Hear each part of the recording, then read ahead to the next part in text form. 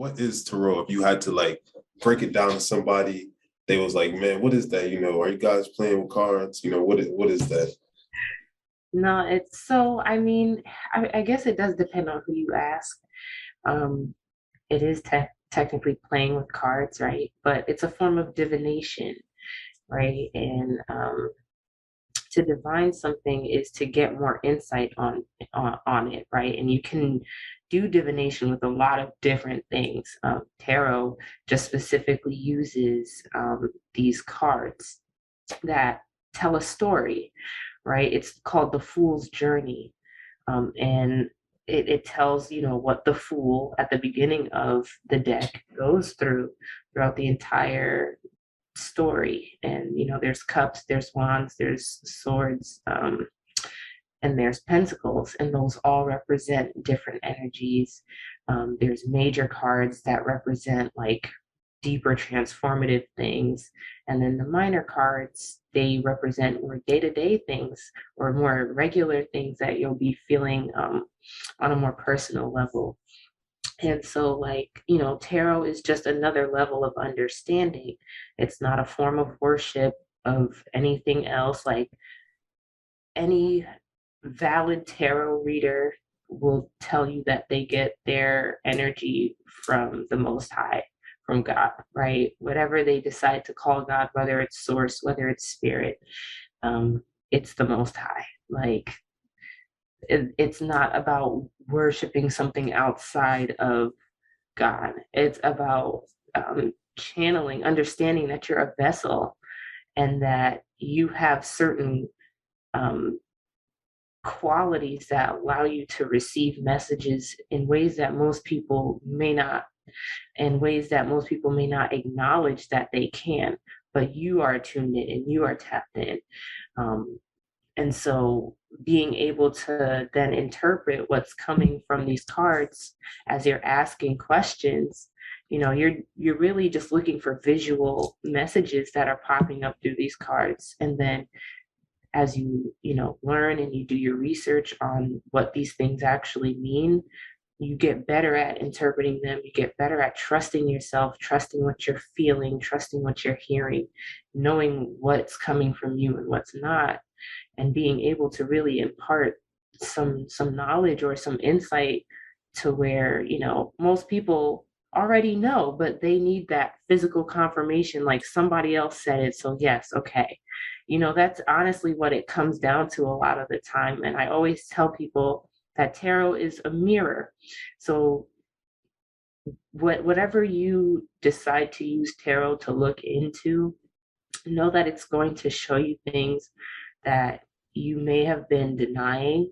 It's going to show you things that may not look as good and feel as good. So now you have to face it, because here it is again in your face. Like, it's literally in your face now, looking back at you, right? And so it can be uncomfortable, but you can't use tarot to bypass anything. You can't use it as a means to avoid doing the work or trying to change outcomes of things. And this is where people get fucked up, because you can't manipulate energy that way. You know what I mean? Like, energy is always going to transform and it has to be in equilibrium. So using tarot to gain insight and understanding of the layers of you and what you're experiencing, that I think is very healing. I think it's positive. And I think that it just allows you to be more vulnerable and honest with yourself.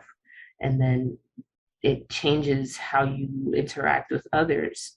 It changes the way that you interpret things as well, and the way that you perceive things, because it's just giving you that confirmation that you already felt. It's showing you how to trust yourself and showing you, okay, here's where improvements need to happen.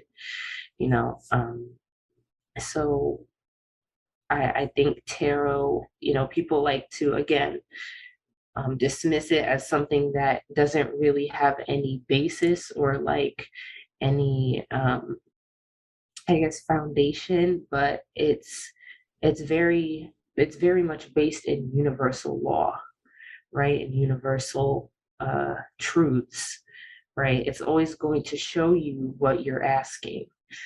It's up to you to pick it up, like, but it's going to show you, okay, here's what's happening.